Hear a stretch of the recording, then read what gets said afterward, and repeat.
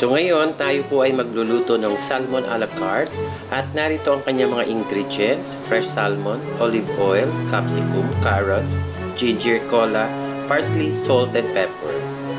Ayan po, at may bago na naman tayong produkto na lulutuin. Ito po ay si Chef Kate. At ito po, nagpapainit tayo ng kawali. At yan po ay lalagyan natin ng olive oil. At yes, ayan na po ang olive oil. Yan ang gamit natin para po hindi maanta. Okay. So ngayon po, ang unang gagawin natin ay ipa-fry po natin or ipiprito po natin ang salmon na fresh. Okay, afterwards, ay set aside kapag naluto na po siya sa mantika na olive oil, lulutuin naman po natin yung toppings. So eto po, ayan po si Kate. Kinamay po. Nilagay po ang fresh salmon. Ayan po. Yan po ay meron pong marinate ng salt and pepper. So ayan po, antayin natin na mag-golden brown. Pagkatapos po, set aside lahat po ng fry. Kaya afterwards nyan, hiniwa po muna natin lahat ng ricado or ingredients at yun po ang itatoppings po natin. At dahil po wala po tayong white wine, so ang gagamitin po natin ay Pepsi Cola. Okay? So dapat po kasi ang fish po, ang ginagamit po dyan na pang sabaw, okay, ay white wine. Para po malasahan niyo po yung sarap ng fresh salmon. Ayan po. So ayan po, kinakamay ko po ang isdang salmon. Ayan po, eto tayo sa kabilang kawali. Ayan, at gagawin na po natin, i-saute po muna natin ang ginger. Yes, tapos ang kailangan po may luya para po mawala ang lansa ng salmon. Okay? So afterwards, ilagay po natin ang carrots. Ayan. After the carrots ay yung capsicum na hiniwa po ng pahaba.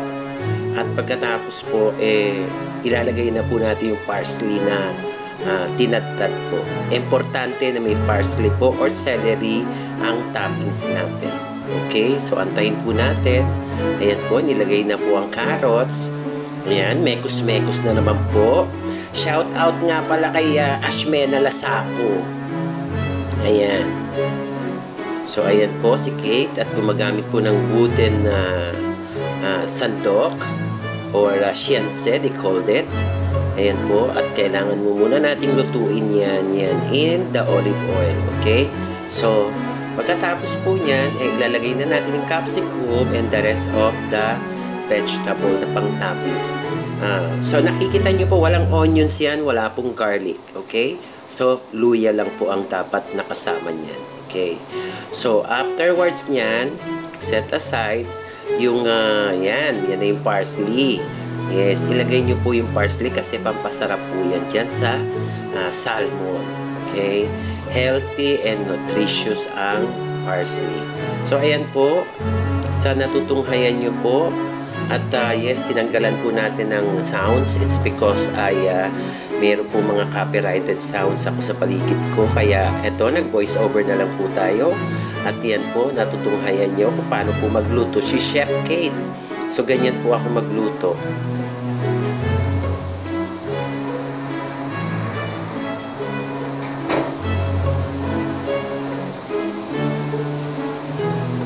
So, yan.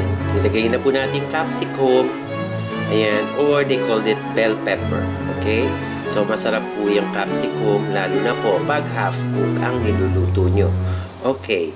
To cook all the vegetable is we have to put the white wine. But instead of the white wine, I use a cola. Ayan. So, Coca-Cola or any cola po, pwede nyo po ilagay. Okay? So, a little bit only to simmer the vegetable. Ayan po.